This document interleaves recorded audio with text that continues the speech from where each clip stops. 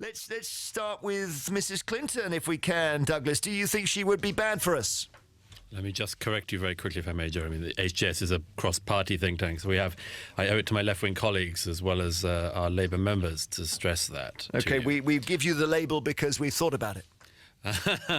You thought about it for me. The question on Clinton, you said, what was it again? I can't remember, to be honest.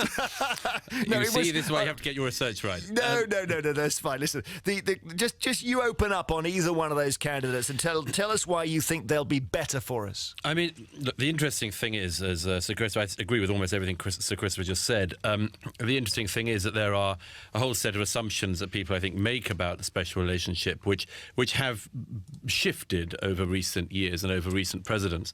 I think it's one of the most striking things, to my mind at any rate, in transatlantic relations of recent years, was that revelation by President Obama before the Brexit vote that Britain had, in his view, no special connection to America, effectively. When he said we would join the back of the queue. We would join the back of the queue. That was a big moment. We would have no precedence over anyone else, no preference, no historic ties would be able to pull his sense towards us in any way. There was no love, no even memories, particularly. It was an exceptionally sad moment to those of us who regard the transatlantic relationship as being important. Donald Trump has said something quite different. He said that the special relationship clearly is very important to him, but then possibly President Clinton, shall we say, Hillary Clinton, has said very much the same thing. As Sir Christopher said, the special relationship goes on irrespective of who's in the White House, but whoever is in the White House gives an enormously important lead to that relationship. It is the intelligence relationship and the military relationship that is most important. But I think that one thing that really has to be mentioned is this NATO issue. NATO is the basis of our own security in Britain. It's obviously a non-EU body. It's something that we're a member of, irrespective of the EU, and it is the basis for our military strength and our ability to project that strength around the world. To that extent, there's been a certain amount of disinformation in this campaign, I would say, about Donald Trump. I'm not a supporter of Donald Trump by any means, but there's been a lot of claims that he's going to sort of destroy NATO or he's undermining NATO. And really, if one looks at the specific complaint people make, it is this issue of Donald Trump, rightly, I think, citing the fact that many members of the EU, of NATO, many members of NATO do not pull their weight financially within NATO. And that, by the way, that is not an unusual thing for an American leader to complain about.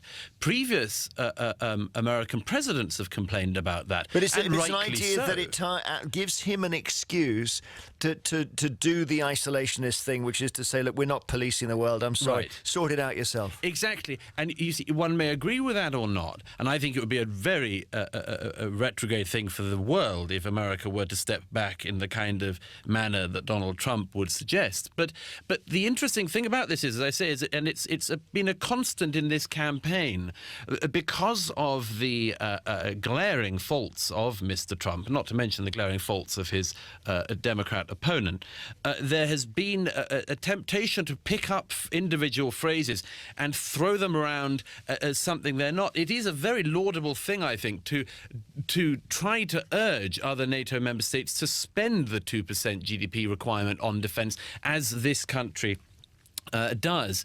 And there's nothing wrong with, I think, trying to urge people to doing that. The manner in which he did it people may quibble over. But I don't think that this argument that he's fundamentally undermining NATO is anything more than a sort of Democrat Party talking point. And lastly, who do you think will win? Oh, I think it's certain to my mind that Hillary Clinton will win. I was in America again last week.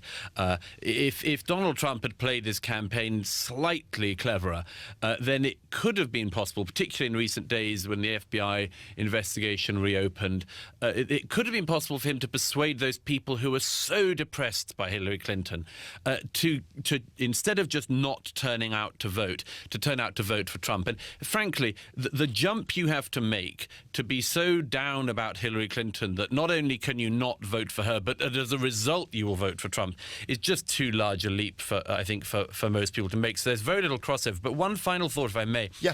People have been saying for throughout this, and I think rightly saying, what a terrible election this has been for the United States of America, that the world's leading democracy could turn out for the final two to choose from, Hillary Clinton and Donald Trump. What a terrible choice of candidates. And I agree with that. But by the way, it's much worse than that, because as a protest vote, you could vote for the Libertarian candidate or the Green candidate, both of whom are tiny percentage points in the polls and have no chance of getting in. But it gets even worse because both of these candidates are totally unsuitable even for a protest vote. So you don't even have a viable protest vote in this election. And that, I think, is something that both the Republican Party and the Democrat Party and America as a whole really needs to think about in the coming months, whoever wins. Thank you very much indeed. Douglas Murray, Associate Director of the Henry Jackson... We will make America great again.